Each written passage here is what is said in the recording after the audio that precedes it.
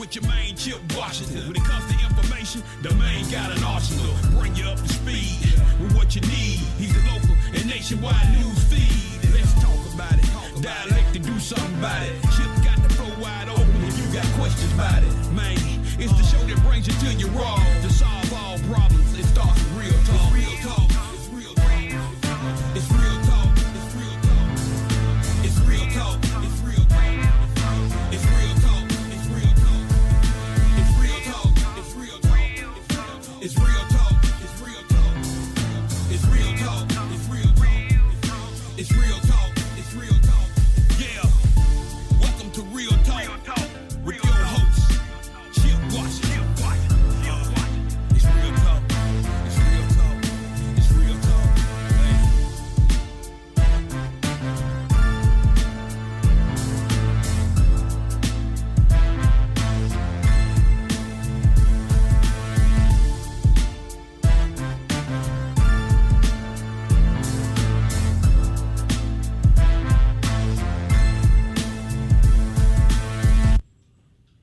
Am I on? Hey, we're working in here. I'm efforting to try to get on the air, but since Bren was so cool about it, said, Chip, you're. Yes, we are. Yes, we're live. Yes, it is 6:00 straight up, which means it is time for another all new edition of Real Talk Memphis. I am your humble host. Hi there. My name is Chip Washington. Glad to be here this evening on this extremely chilly, cold Monday night in the city. I'm battling a cold too, so you know all that kind of good stuff is all coming on downhill. But that's all right, because the tough play hurt. That's how it goes. But very happy to be here, and I hope that you have had a good day. I hope you bundled up today from head to toe, because nice a dash of winter, no doubt. Temperatures feeling like the 20s outside right now.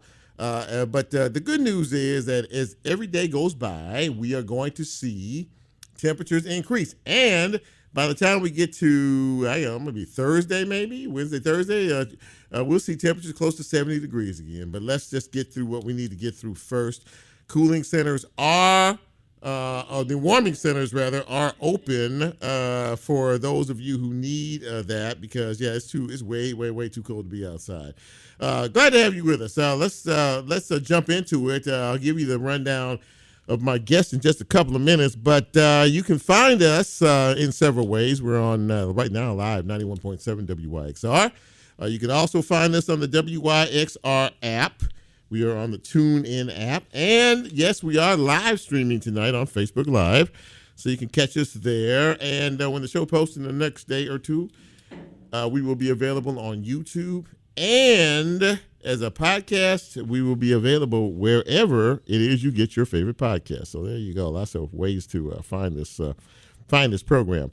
Speaking of, I think it's ladies' night. It's ladies' night tonight, and we don't have it all the time, but we do. Look at Lola. Lola's so happy. But we do have it tonight. Three well-accomplished women are on the broadcast, and I look forward to speaking with each and every one of them up in just a couple of minutes. Theresa Isom. She is the state senator-elect from Mississippi, and she's the first female. And she is, and she's the first African-American to be voted into this position after they did some readjusting down there in Mississippi in terms of some state lines. So she's going to talk to us a little bit about why she decided to run, and now that she has been duly elected, what her duties are going to be moving forward. So I look forward to talking to her in just a couple of minutes. A little bit later on, we're going to be speaking with Dana Brooks, and she is the Shelby County Community Agency Executive Director, and they have switched the way they do things for so many folks out there, and it is causing a bit of confusion and frustration for a lot of people. We will lay it all out for you in just a few minutes, and in the second half hour, we all need a little joy in our lives. Yes, we do. Yes, we do. Well, we have one tonight. Joy Redmond, ladies and gentlemen, the first time on this broadcast. She is the primetime news anchor at WMC TV5. She will be joining me In the second half hour of the broadcast, we'll get to know her a little bit. So there you go. Nice lineup, don't you think? Yeah, I think so too. So this is the part of the program where we give you that ever popular shout out. You know, a lot of folks celebrating birthdays today and this week, maybe some this weekend. But this is the opportunity that I get and all of us get to shout you out on your special day. But I can't do that until I say, hit it, Bren. Happy birthdays out to the following folks. Miles Terrell, happy birthday to you. Catherine Banks, celebrating today. Eustasia Christo, happy birthday to you. Happy birthday, Theresa Berry. To Aaron Pickens Wansley. I know her, as a matter of fact. Kim Johnson celebrating today, as is Bessie Oliver. And Lola has a birthday to celebrate as well. Lola? I have a huge happy birthday. Huge. Happy birthday tomorrow. Tomorrow. On Veterans Day. Yes. To my baby brother. Happy birthday, Zuma. I love you. That's what I'm talking about. Happy birthday, baby brother, and happy birthday to each and every one. His birthday is tomorrow. And speaking of tomorrow, tomorrow's Veterans Day, all right, where we honor those who made the ultimate sacrifice for all of us. And we here at Real Talk Memphis salute you. But as far as the birthdays are concerned, happy birthday to each and every one. I hope it's been a wonderful day. And I hope that we all will be here next year to celebrate your next trip around the sun. Thanks, Brent. All right, let's dig into a couple of news and notes, shall we? Well, first of all, there may be a break in the federal shutdown. The Senate looks like they're moving towards a vote on this. It took some Democrats to cross over to finally make a decision that this thing needs to end for so many millions and millions of people. So we're watching it very carefully. Maybe the House will be back in session the next couple of days, and who knows? We could see a vote on this as soon as the middle of the week. Long overdue, but glad we are at this point. Almost. We'll keep you posted on that. For those of you who fancy a nice casino atmosphere, some of you must be in mourning because Sam's Town, the legendary Sam's Town Casino down there in Tunica, Mississippi, closed on, was it Saturday night or last night? I think, they closed, but they're closed for good. They closed their doors after 31 years. And pretty soon there's not going to be anything down there in Tunica. I'll be honest with you, because the ones that have closed down in the past have never reopened again. So add Sam's Town to that list of folks who are no longer in business. And a verdict was reached in the the murder case of Latoshia Daniels. So she was found guilty of killing a pastor she was having an affair with back in 2019. She was found guilty of second-degree murder in the shooting death of Brodus Perry. And she also shot his wife on April 4th, 2019 at their apartment. So she was found guilty, second-degree murder. The length of time she will serve will be coming up very, very soon. Ladies and gentlemen, I want to say this before we get into the broadcast. We have all been dealing, and when I say all of us, in our own way, with this food crisis, with the SNAP program and WIC and a lot of the other federal programs that have not been in effect. Over the weekend, it was bouncing back and forth. The courts were getting it. The Supreme Court said the president didn't have to pay for all of the WIC programs, while some of the lower courts said you do need to pay for all the programs. So anyway, it's been going back and forth on all of this. If we get a resolution to the shutdown in the next few days, then everybody should be okay. But for right now, let us continue to help our neighbors. Let us continue to support our brothers and sisters. These food pantries are strained to the gills. A lot of folks in Memphis and Shelby County are helping out the Mid-South Food Bank. TV stations are involved in all of this. Broadcast stations are being involved in this. we still have work to do because we still have brothers and sisters out here who are suffering and trying to figure out exactly how to navigate daily life. So we will pray for each other. We will support each other until this shutdown is over, and then we can get back to fussing about other things. That is a brief look at news and notes. I'm going to take a quick break, and when we come back, we are going to be speaking with State Senator-elect Theresa Isom. I can't wait to hear her story. This is Real Talk Memphis. I'm Chip. You know who you are. We'll take a quick break. Don't go away. We'll be right back.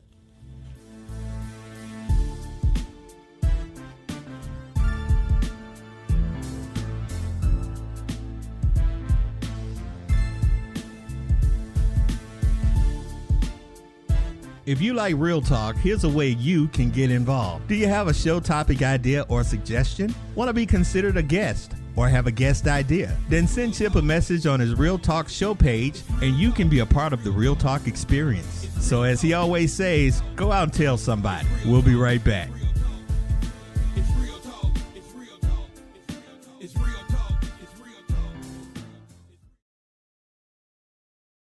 Support for WYXR comes from Drive Electric Tennessee, presenting the plug-in and go Memphis electric vehicle experience at Crosstown Concourse on Saturday, November 15th from 10 a.m. to 2 p.m. You can see electric vehicles up close and talk to local owners at this community event that is open to the public and hosted by Drive Electric Memphis, MLG&W, and Charge Across Town. Support for WYXR comes from GPAC, presenting Marcus Miller on Saturday, November 15th at 8 p.m. Known for his style combining funk, groove, soul, and jazz for over 40 years, Miller's latest studio album features guest performances from Trombone Shorty, Kirk Whalum, Patches Stewart, and others. More information and tickets at gpacweb.com. Church Health's Memphis plan provides coverage for individuals who live in Tennessee, work 20 hours a week, and make less than $31,300 a year who don't have current health insurance. You can call 901-272-PLAN to learn more about enrollment. Every day in Memphis, the Hospitality Hub is working to end homelessness with compassion and innovation. Since 2007, the Hub has been a safe, kind place where those experiencing homelessness are welcomed as guests, not strangers. From a hot cup of coffee in a mailbox to a job for the day or a bed for the night, the Hub connects people to whatever help they need to find a stable home. Kindness is what works. You can learn more by visiting hospitalityhub.org or by emailing info@hospitalityhub.org. Programming for WYXR is brought to you by a grant from the Hyde Family Foundation, who is committed to creating a better future for the city of Memphis by supporting initiatives that enrich our city's cultural landscape. Support for WYXR, including our 2025 Dowd Awards, comes from Iris Etc. Catering. Chef Kelly English offers flavors from his childhood in southern Louisiana, catering weddings, private events, corporate luncheons, and more. More information can be found at irisetc.com. Support for WYXR comes from New Ballet Ensemble and School. Nut Remix is back at the Cannon Center, November 21st, 22nd, and 23rd. A modern reinvention of Tchaikovsky's classic Nutcracker, set on Bill Street with the Memphis Symphony Orchestra and the Memphis Jazz Workshop. More information and tickets at newballet.org.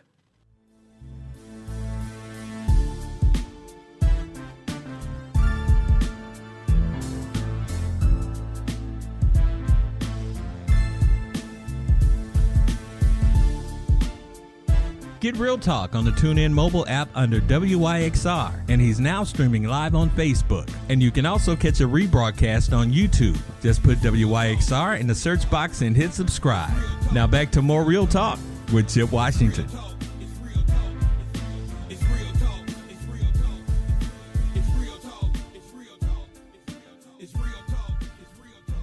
And welcome back to Real Talk Memphis on this cold Monday evening in the city. Chip with you. Glad to have you with us. Very happy to have my first guest with us as well. She is a former healthcare administrator, but she was recently elected to represent the 2nd District, which includes parts of DeSoto County and Tunica counties. This is a result of a special election that they had, and in doing so, she is the first African American and female to represent DeSoto County in Mississippi. Please welcome to the show, State Senator, Theresa Isom. Theresa, it's good to see you. Welcome to the show. Good to see you, and thank you so much for having me this evening. Well, listen, thank you for taking time. I know that the world changes once you get elected into all of this. This is a very big deal because, as we said, you're the first. And they had to redistrict some lines up there to sort of change the supermajority. Talk to me a little bit about the process of all of this, and then why you decided that you wanted to be in the race. Well, I moved here like in 2005, and from that time to now, we had not had any Black representation in DeSoto County as far as a state senator in District 2. Mm-hmm. And the area, when they redistrict, it was 53% African American that they found to be able to make this district so that we would have a voice here in DeSoto County. It's the first time that this has happened, and as you said, now there's some representation there. Why did you decide that it was time for you to enter this race? Well, I entered the race because I had been a part of the redistricting process when they were talking about doing the redistricting and all here in DeSoto County. So it's been something because I started running for election in 2019. I ran for state representative. Mm-hmm.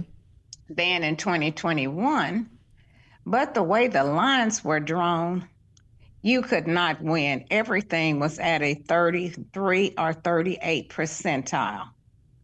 So this time we had an opportunity to win when they redrew the lines, and the 3 federal judges made that decision that they had to draw that map so that we could have some representation. So when that happened, then I felt like I had a better opportunity to win. So having said all of that, and that's very interesting for people who didn't know the backstory in all of this, now you're an elected official, now you're in that seat. So as this all starts to sink in and settle in a bit, what is your focus? What is your agenda looking like moving forward now that you are now indeed a state senator?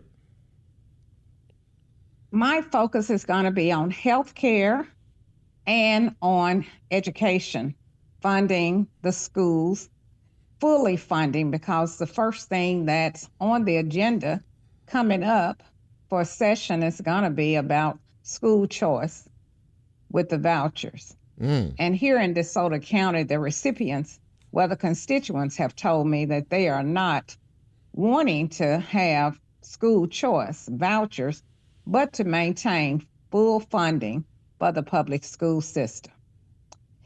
And being a nurse, my other item on the agenda is that healthcare, affordability, and accessibility. I have Tunica County.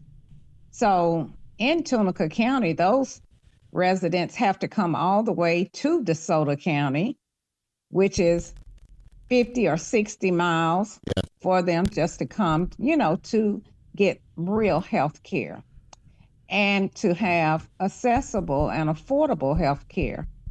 So I'm looking to try to see what we can do to get that health care more affordable and accessible so that the residents of Tunica County and DeSoto County would have that. Were those two items that you mentioned, both the educational component with the vouchers and the health component of all of this, were those some of the main issues that voters were telling you that were of concern to them when you were running? Exactly. And looking at what's happening in Mississippi, all the way from the Delta, those are the same issues that my other opponents ran on. Well, my other constituents and other state senators were running on those same issues. Yeah, it seems to be Mississippi has always been a little behind the gate in several areas now. Now that you have succeeded and kind of opened this thing up a little bit in terms of the African American population and everything, do you hope that this will begin a process that has been long shut down in Mississippi in terms of opening up the opportunities for more African Americans to be involved in the political process? Right. And this is the supermajority with the Republicans has been 13 years. Wow. That they have held the supermajority there in the Senate. So this is a great opportunity for us to be able to have a voice. Although they still have the majority, we have a voice, and maybe we can help persuade to get some of the opportunities of things that the people want here in DeSoto County and Tunica County. You know, and also, Go ahead. Please go ahead. I was just going to say in June of this year, we had in Horn Lake, yes, where we had that big turnover. Now we have a Black mayor there, yes, and they have 5 other aldermen that are African Americans. So out of the 7 seats of aldermen, 5 of them are African American, and the mayor is African American. So that was a big upset in DeSoto County. It really was, and I had him on the show. Great minds think alike, because that's exactly what I was going to ask you about and talk to you about that, about the mayor of Horn Lake, a very nice man, by the way, and how the dynamics of this have really started to shift, and people are starting to maybe feel a little bit more included in the process. But when you see things like this happen, it can't help but make you feel a bit more included and maybe even a bit more hopeful for the future. What do you think? Right. And that's exactly right, because having more of his citizens down there in DeSoto County in Horn Lake, most of them are African Americans. They're working at, like fast food restaurants and things like that, and trying to get the city where they would have more economical opportunities. And that's what the mayor wants, and that's what he's looking forward to me trying to help him with, being a sitting senator once I'm sworn in. And having said that, him obviously looking for help, and this for you, this was a huge victory for you and a huge victory for him too, because of his agenda. You think it will absolutely help things now moving, kind of loosen up some areas that were previously unloose in reference to progressiveness and moving forward and trying to take not only Horn Lake forward, but that whole North Mississippi area that you represent as well? I do, because more African Americans are continuously moving in to the DeSoto County area, especially in the North DeSoto County. So I really think that it will be a difference in the impact of what's going to be happening in the future here. I wanted to ask you, when this process took place, when we got close to Election Day and even Election Day, what were your thoughts going into that day? Did you feel good about the campaign that you ran? Did you feel good about the energy that was behind you? Because, a lot of people, the word that comes to mind pretty much for everybody is surprise. Everybody was surprised, but people were pleasantly surprised about this. I don't know how many people expected this to happen, because, like I said, you're the first female and you're the first African American to ever hold this position. What were your thoughts going into the election on Election Day? Well, I felt good about it, because I have worked on so many committees all through DeSoto County, Olive Branch, South Haven, Horn Lake, and being, I guess, on the board of HOA board for the mayor in Olive Branch. In South Haven, I served on the South Haven Chamber Legislative Committee. In Brown Baptist Political Action, so NAACP first vice president, and I had formerly been the president of the Democratic Women's Federation and vice president of AARP. And all of these things, I was still mostly in the seat prior to running. So I had a lot of support. And then the state this time gave a lot of support. This is the first time we have seen so much support from the state Democratic Party. Wow. And then nationally, I received support. So I felt real good going in. I knew I had run a clean race. People were calling, telling me, I'm going to vote for you. And it was just an awesome feeling. I didn't have the jitters this time on that day. Well, listen, I really thank you for taking the time to talk to us this evening. And I'm very proud of you. And I know the folks up in North Mississippi, they're very proud of you as well. Theresa Isom, ladies and gentlemen, she is the state senator-elect of the 2nd District, which includes parts of DeSoto and Tunica counties. Congratulations to you. All the best to you, and I hope we can reconnect as your term moves along and down the road. But congratulations for everything. Well, thank you so much, and I look forward to meeting with you and talking with you again as I do progress in my seat. Thank you so much. I really appreciate you. You have a great night. Thanks for being here. I really appreciate that. Thank you. Theresa G. Isom, ladies and gentlemen. That's a big deal there. That's a big deal. And we wish her nothing but the best. And those folks up there made a wise choice. And we will follow her as things move along. Let's take another break. And when we come back, we're going to talk about a program in the Shelby County program. It's an assistance program. They do wonderful work. But with this federal shutdown and some other things that have changed, the work is becoming just a little more complicated and a little more difficult. We'll talk about all of that on the other side. This is Real Talk Memphis. I'm Chip. Don't go away. We're not done yet. We'll be right back.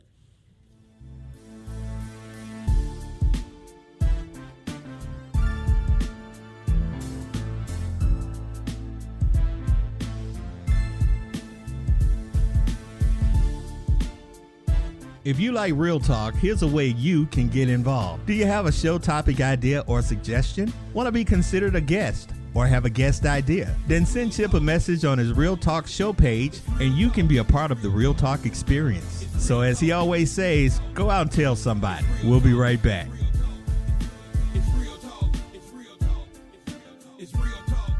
Acoustic Sunday Live, now in its 3rd decade, is proud to support WYXR and to present the Concert to Protect Our Aquifer, taking place at 7 p.m. on Sunday, December 7th at First Congo Church, located at 1000 Cooper Street. Performances by Shamika Copeland, Bobby Rush with Kenny Wayne Shepherd, James McMurtry, and more, with special guests Eric Lewis and Jimmy Davis. Tickets available at acousticsundaylive.com.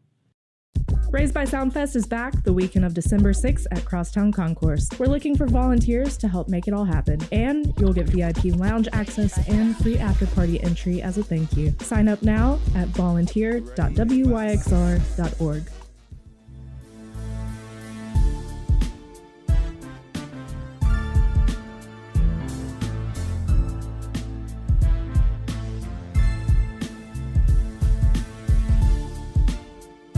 Get Real Talk on the TuneIn mobile app under WYXR, and he's now streaming live on Facebook. And you can also catch a rebroadcast on YouTube. Just put WYXR in the search box and hit subscribe.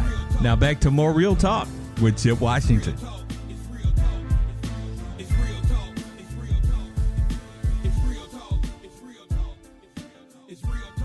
And welcome back to Real Talk Memphis on this Monday evening in the city. Chip with you. Very happy to have you along for the ride. And I'm really happy that my next guest is joining me. She could shed a little light on her agency and a couple of things that are going on and some things that you might not have known in reference to it. Please welcome the executive director of the Shelby County Community Agency. Her name is Dana Brooks, and she joins me now. Dana, it's good to see you. Welcome to Real Talk Memphis. Hey there. Thanks for having me. Okay, so and I'm really happy that you're here this evening. Well, for the uninformed, tell folks about the organization that you oversee and the functions that you provide on a daily basis. Sure. So Shelby County Community Services Agency, the community knows it as CSA. We have two main contracts through the federal government. We have rent and mortgage assistance, that's our SEEP program. And then we have our utility assistance, which is the LIHEAP program. And those typically run throughout the year. The program years are like October through the following September. We serve low-income households and rent and mortgage arrears, and then utility assistance to MLGW.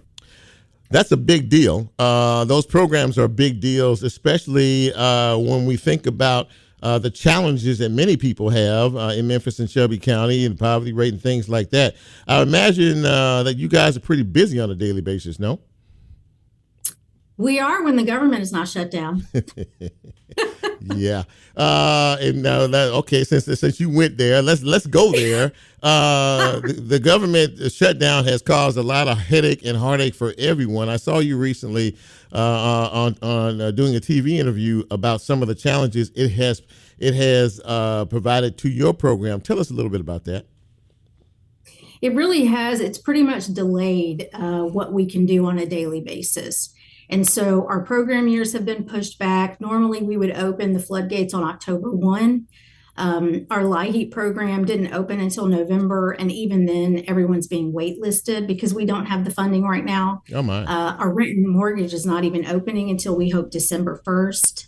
And so it's really delayed the financial assistance that we can provide.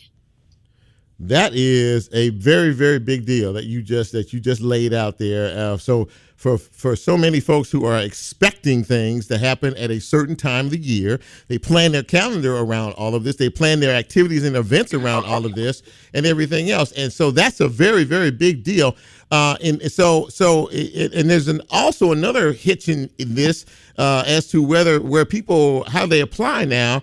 And now I think they have to apply online versus having an option not to be able to do that, because there are a lot of folks who quite honestly are technology challenged. Talk a little bit about that. Yes. So not only did our funding get delayed, but our funders, the Tennessee Housing Development Agency, they got a new software. And so this year the software rolled out, the application is online. Customers create their own profiles now. They upload all their documents online, they apply online, and they get communication online. So in the years past, we had paper applications. People would come to our office and fill them out. The status of their application, we would mail them letters. And so it's just completely electronic now. And you can't even get into the software unless you have an email address, which has created some barriers for people who are not, they don't have access to that kind of technology.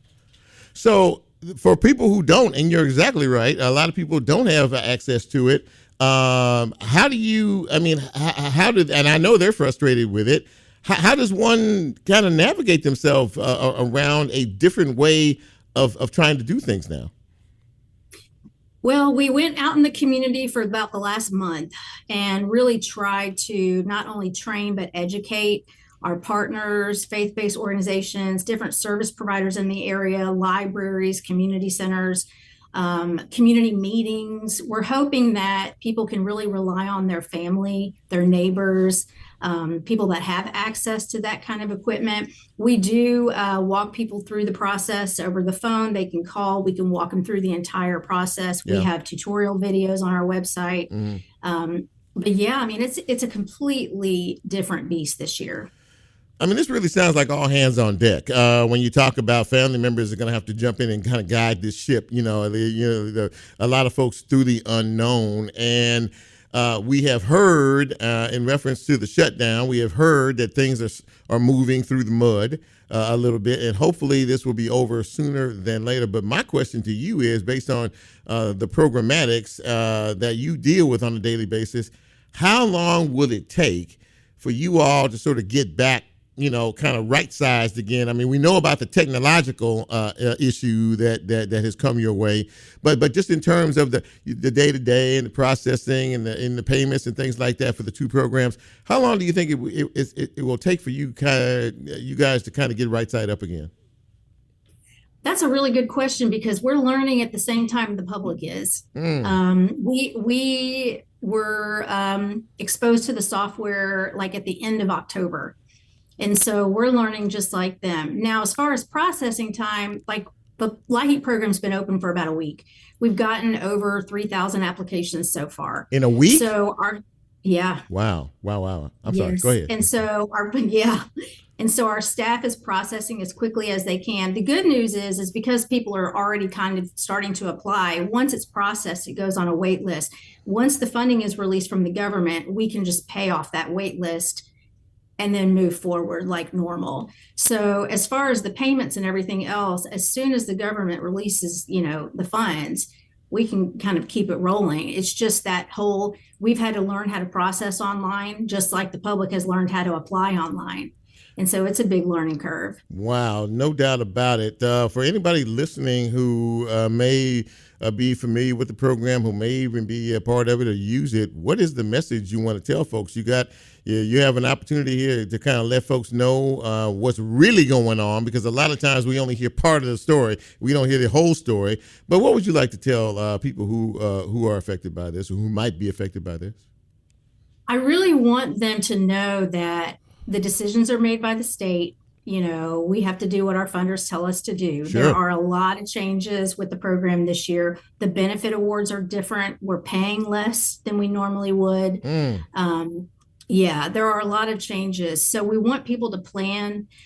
We don't want people to necessarily rely on the assistance that we're going to provide to them, because it's not going to be as much as it used to be. Yeah. And we really care about the community. We want them to have access to the services, and we want to see them thrive.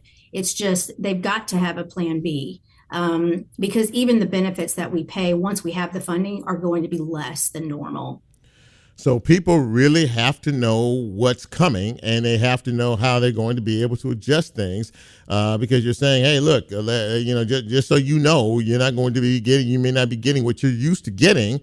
So you're going to have to readjust, even more in terms of this. Better people know now than be surprised on the back end. That's why I'm very happy that you had the opportunity to come on the show tonight and talk about this, because when I first heard about it, it was very surprising. It really, really was. And I know that for most people on the outside looking in, they don't really want to hear a lot about the problems you have. They want to figure out how they're going to be able to get the money and be able to take care of their day-to-day responsibilities.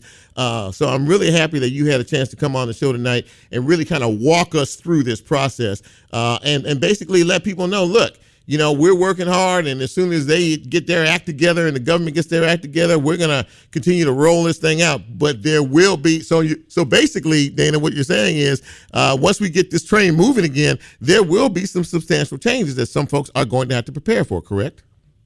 Absolutely. And I mean, we're in the business of solving cutoff notice problems historically. Yeah. But, if you only qualify for $175 and you owe your utility bill is $500, we're not necessarily solving your cutoff notice. And that's a scary thing.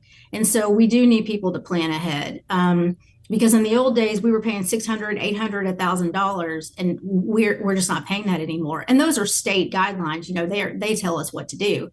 But when you're relying on $600 as you have in the past, and you can't any longer, that changes your whole household right there. So yeah, it's a big deal. Absolutely it is, and absolutely it does. And I really, Dana Brooks, ladies and gentlemen, I really appreciate you taking the time to come on the show tonight to explain this, because I learned some things listening to you explain all of this. And this is a tough time for everybody, and we've all got to chin up and try to do the very best we can with what we've got. And Dana, so I really appreciate you coming on the show tonight and walking us through all of this, and the best of luck to you and your agency in the future. Thank you. Thanks for having me. Thank you for being here. Really appreciate that.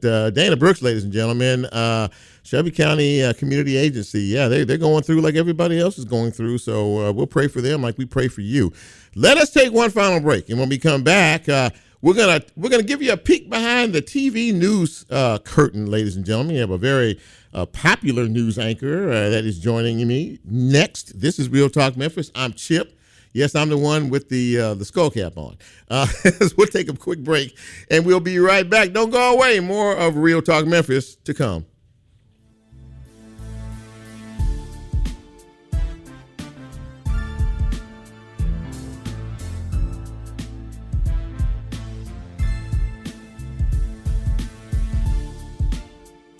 If you like Real Talk, here's a way you can get involved. Do you have a show topic idea or suggestion? Want to be considered a guest or have a guest idea? Then send Chip a message on his Real Talk show page and you can be a part of the Real Talk experience. So as he always says, go out and tell somebody. We'll be right back.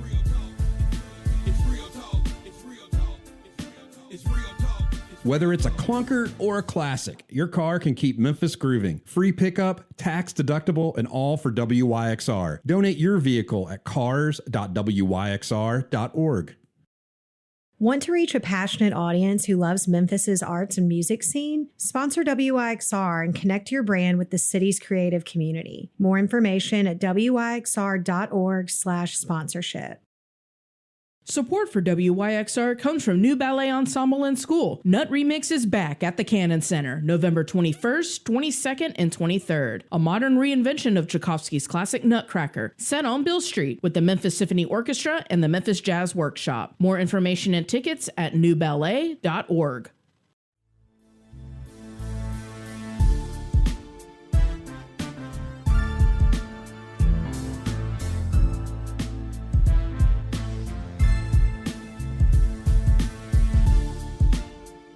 Get Real Talk on the TuneIn mobile app under WYXR, and he's now streaming live on Facebook. And you can also catch a rebroadcast on YouTube. Just put WYXR in the search box and hit subscribe.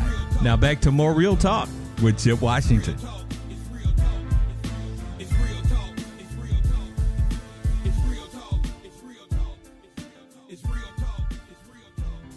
And welcome back to Real Talk Memphis on this Monday evening, a cold, chilly, raw Monday night in the city.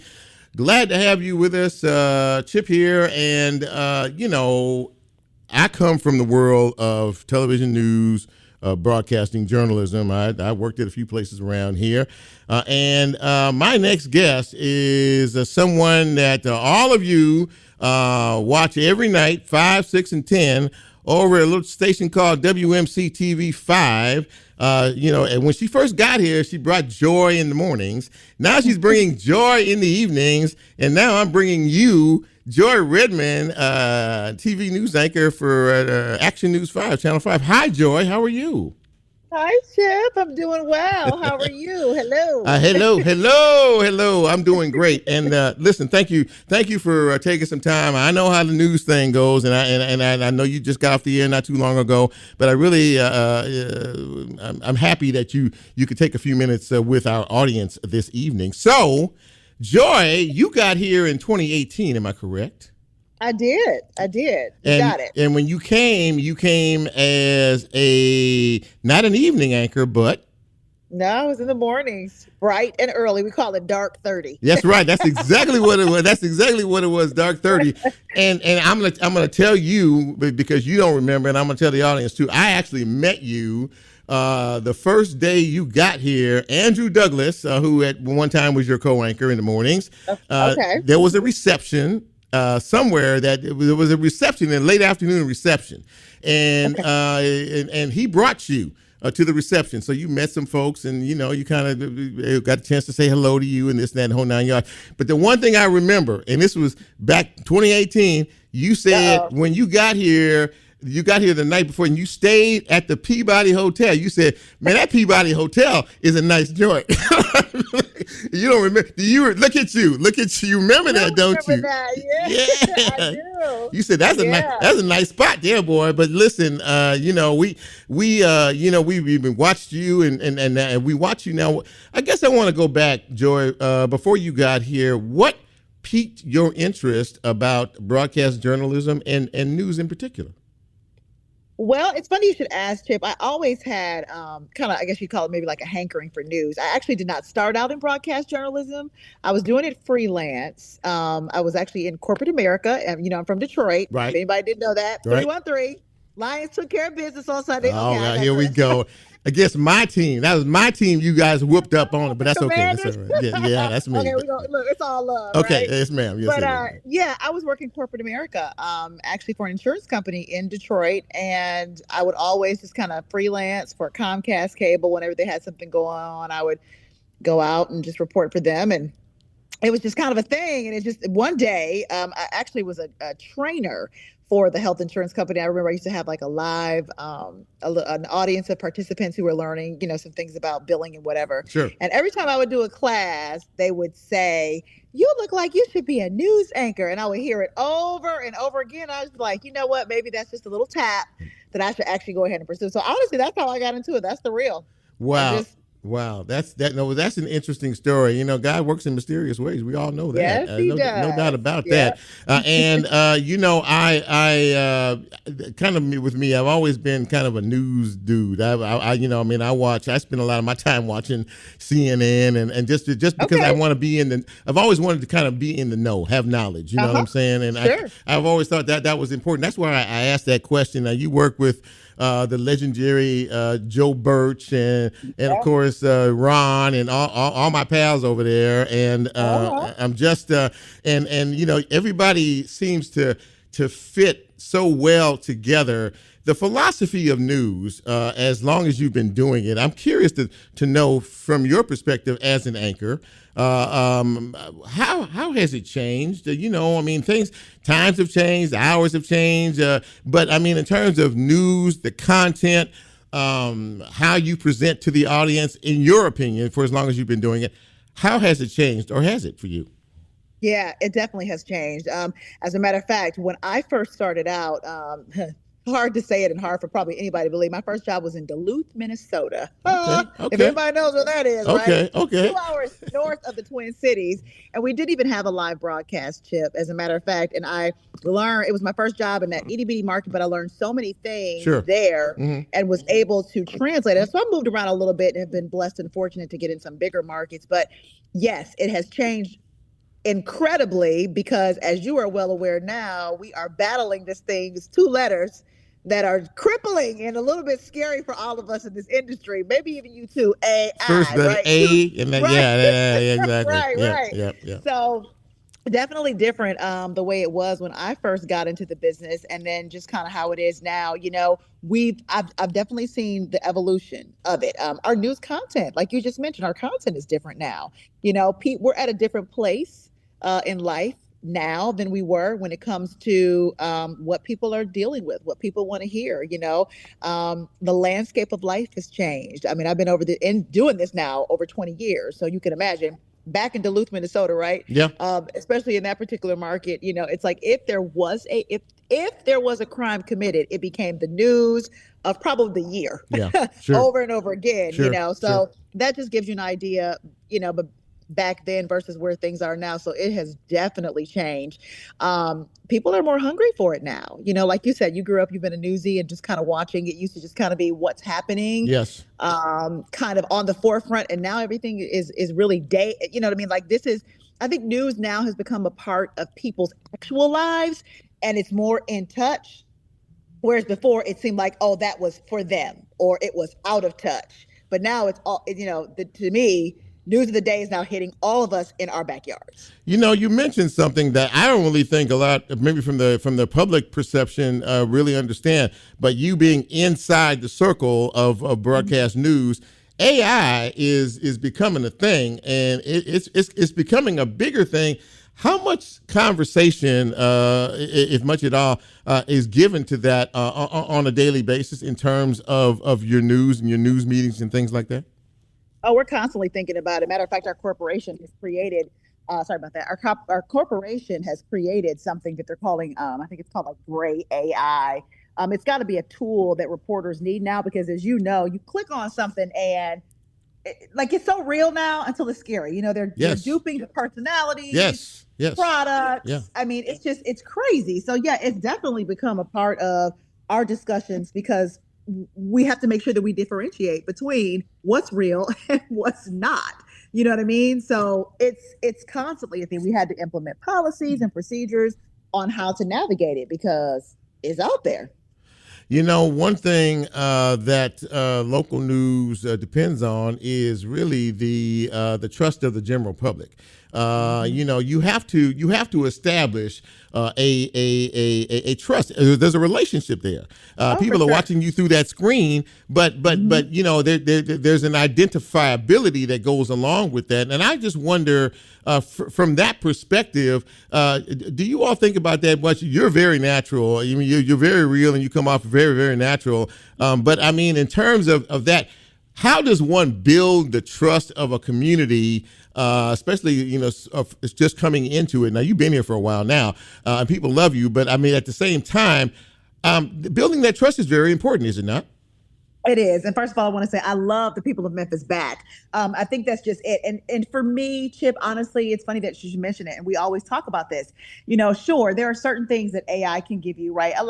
Listen, we all do. We Google, right? It becomes a resource. Sure. But the difference between a robot, and it's a reason it's called artificial intelligence, is that you will never be able to reach out and touch. There's something about the human interaction. So for me, what matters, and I think the greatest difference, if you will, is that our success here in news, you mentioned Ron and Joe, these people have been their success has been from reaching out and touching somebody. You know what I mean? Being actually having a presence in the community, something that you wouldn't be able to get from AI. So that's been, for me, that's what it is. That's how I think that we maintain how we're able to keep our footing, to keep our footprint in media, to continue to establish that relationship and to establish that trust, is that people are able to come up and actually interact with us, actually talk to us, actually, have a conversation to, thank you, Eric Brill. See, what you don't see we take care of each other. What you don't see, Chip, is one of our meteorologists here just connected me to a selfie because he was tired of me holding my phone. Thank you, Evie. There you go, Brill. Nice job. Hey, I can do that. Okay, live help right there. Thank you. I appreciate you so much. So yeah, that's just it. That's the difference, because I think that you're only going to establish a trust and be able to have that relationship, being able to, our reporters are still very much hands-on. We're only able to get those stories out, being able to meet up with people, and being there when the community needs us. Like, hey, this is a real person, not AI. Yeah, exactly. I don't know, we've got a new team here, Chip, at Action News 5. It's Impact Team, and it's done exceptionally well. Let's see, that's Joe, that's Kim, that's, what's my guy's name? Cook. Yeah, that's Kelly, and what's the other guy? And and I know every last one of y'all, every last one of these folks. And I noticed that, and that is absolutely, that's that touch, that's that real, that's that one-on-one that you're talking about. Before I let you go, I want to ask you something, because I've always thought about this myself. And I've asked many news folks in the past that I've talked to. At the end of the day, Joy, we know what your job is. We know what the responsibility is of doing what you do on a daily basis.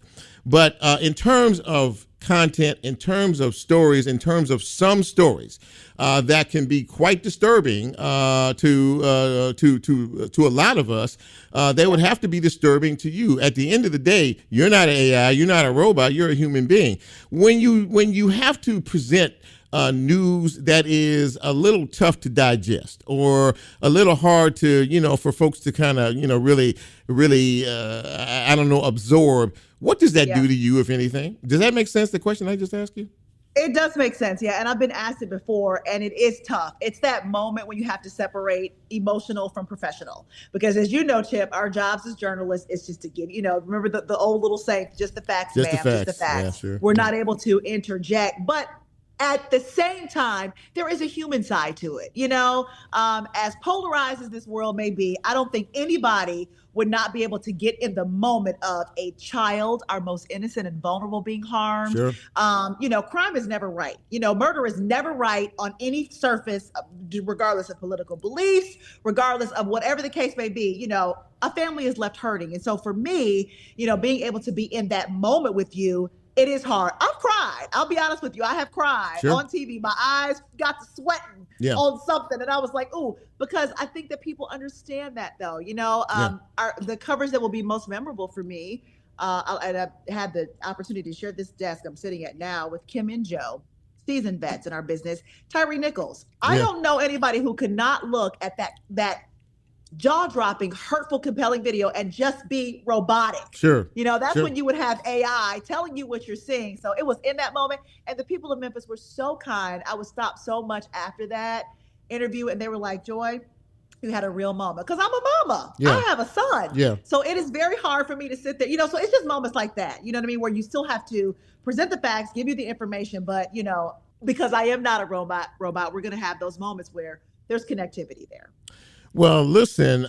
First of all, your name is Joy, and you brought joy. I've really enjoyed this interview with you, and I want to say before you go, congratulations, young lady. I hear you jumped the broom or whatever the phrase is these days. I know you're newlywed, and I wanted to say congratulations to you and your husband, and all the best to your family.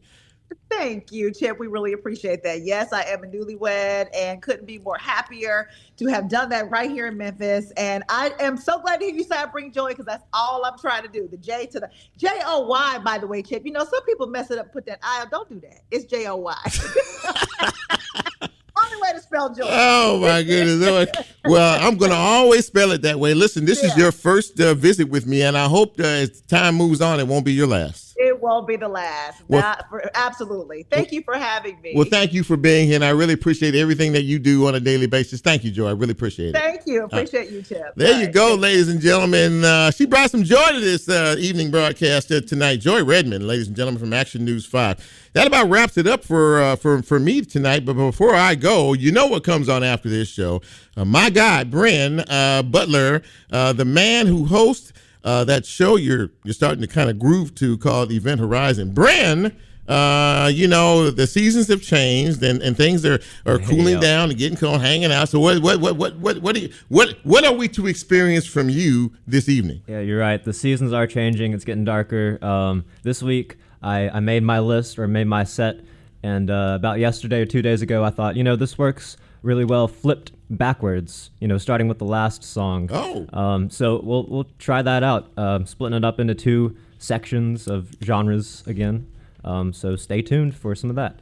Event Horizon, ladies and gentlemen, coming your way next as Brent plays Me Out.